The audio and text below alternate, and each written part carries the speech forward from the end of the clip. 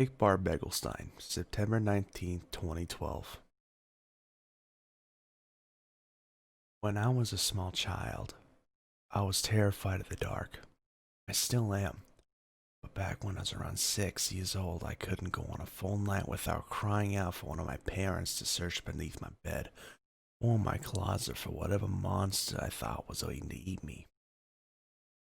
Even with a nightlight, I would still see dark shapes moving around the corners of my room, or strange faces looking in on me from my bedroom window.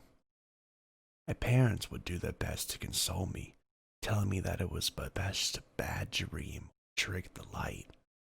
But in my young mind, I was positive that the second I fell asleep, the bad things would get me. Most of the time, just hide under the blankets until I became tired enough to stop worrying. But every now and then, I would become so panicked that I would run screaming into my parents' room, waking up my brother and my sister in the process. After an ordeal like that, there'd be no way anyone would be getting a full night's rest. Eventually, after a particularly traumatizing night, my parents had enough, but fortunately for them, they understood the futility in arguing with the 6-year-old and knew that they would be unable to convince me to rid myself of childish fears through reason and logic. They had to be clever. It was my mother's idea to stitch together my little bedtime friend. She collected a large assortment of random pieces of fabric and a sewing machine and created what I would later refer to as Ickbarr Bigelsteine, or Ink for short. Ick was a sock monster, as my mother would call him. He was made to keep me safe while I slept at night by scaring away all the other monsters. He was pretty damn creepy, I had to admit. Honestly, looking back on it all now, I'm still impressed that my mom could think of something so strange and disturbing looking.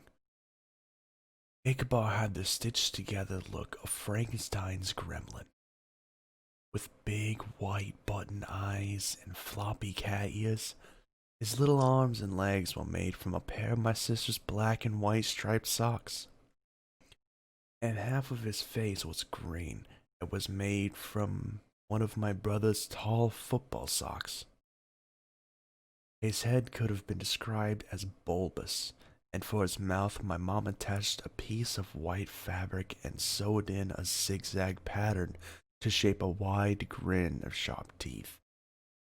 I loved him at once. From then on, Ick never left my side, so long as it was after dusk, of course. Ick didn't like the sun, and would get upset if I tried to bring him to school with me. But that was okay. I only needed him at night to keep away the boogeymen, which he was good at. So every night at bedtime, Ake would tell me where the monsters were hiding, and I would place him near the section of my room closest to the spookiness. If there was something in my closet, Ake would block the door. If there was a dark creature scratching out my window, Ake would be pressed up against the glass. If there was a big, hairy beast under my bed, then under the bed he went. Sometimes the monster wasn't even in my room. Sometimes they'd hide in my dreams, and Ichabod would have to come with me into my nightmares. It was fun bringing Ick to my dream world, as he and I would spend hours fighting off ghouls and demons. The best part was, in my dreams, Ick could talk to me for real. "How much do you love me?" I'd ask. "More than anything," I would always tell him. One night in a dream, after I'd lost my tooth, Ick asked me for, "Can I have your tooth?" I asked him why. "To help me kill the bad things," he said. Next morning at breakfast, my mom asked me where my tooth went. What she told me, the tooth fairy didn't find it under my pillow. When I told her that I gave it to Ickbar, she just shrugged it and went back to feeding my little sister. From then on, every time I lost a tooth, I would give it to Ick. He would thank me, of course, and tell me that he loved me. Eventually, I ran out of baby teeth and was beginning to get a little too old to still be playing with dolls. So Ick just sat there, on my bookshelf, collecting dust, slowly fading away from my attention. Over times, however, became worse than ever. So bad that they began to follow me to the waking world, terrorizing every dark corner or rustle in the bush. After one particularly bad night, biking home from a friend's house, where I swore a pack of rabid dogs were chasing me, I got home to find something strange waiting for me in my room. There, on my bed, standing fully upright in soft glow of the moonlight from my window, was Ickbarr. At first, I thought my eyes were playing tricks on me again. They had been all evening, so I tried to flick on the lights. Another flick of the light switch, and then another and another. With no changes to the darkness, it was then that I started to get nervous. I backed away slowly towards the door behind me, my eyes never leaving the shape of Ick's silhouette. My hand awkwardly outstretched behind the door for the doorknob. I was just about to get my ass out of there when I heard the door slam itself shut, locking me into the blackness. And nothing but shadows and silence, I stood frozen in place, not even breathing. For how long I can't say, but after what felt like a lifetime of cold fear, I heard the shrill, familiar voice. You stopped protecting me, so why should I protect you? Protect me from what? Let me show you. I blinked once and everything changed. I wasn't in my bedroom anymore. I was somewhere else. It wasn't hell, but the comparison wasn't far off. It was some sort of forest, a horrible nightmarish place where partial embryonic abortions hung from the canopy, and the ground swarmed with carnivorous insects. Thick fog wafted through the air, with it the stench of rotting meat, while chartreuse of lightning flashed across the sky. In the distance, I would hear the agonizing scream of something not quite human.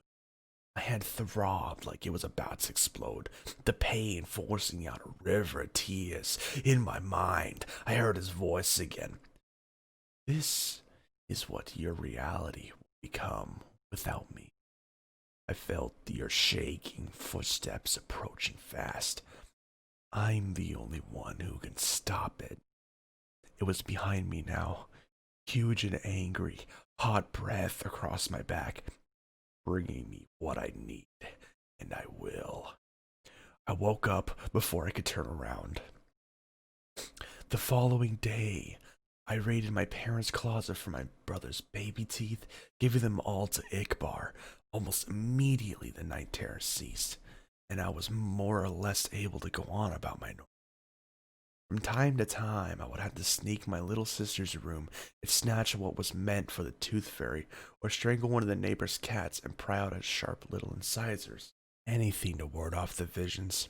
Anything from a shark tooth necklace to a cavity-ridden biscupid. I also began to notice that Ick would move about my room whenever I left for any length of time.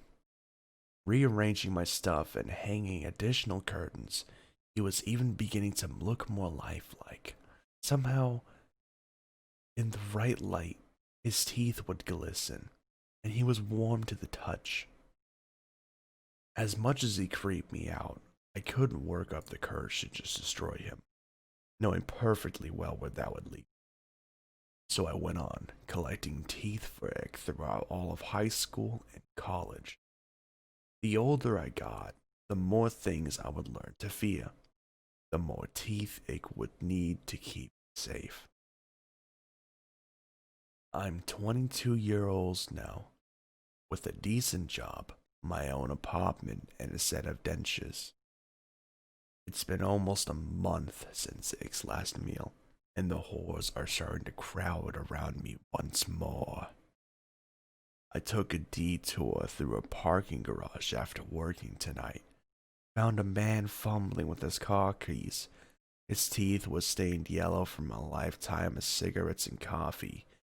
Even still, I had to use a hammer to get out the molars. When I got back to my apartment, he was waiting for me on the ceiling in the corner, two white eyes and a mouth of razors. How much do you love me? He asked.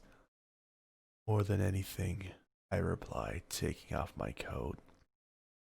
More than anything in the world.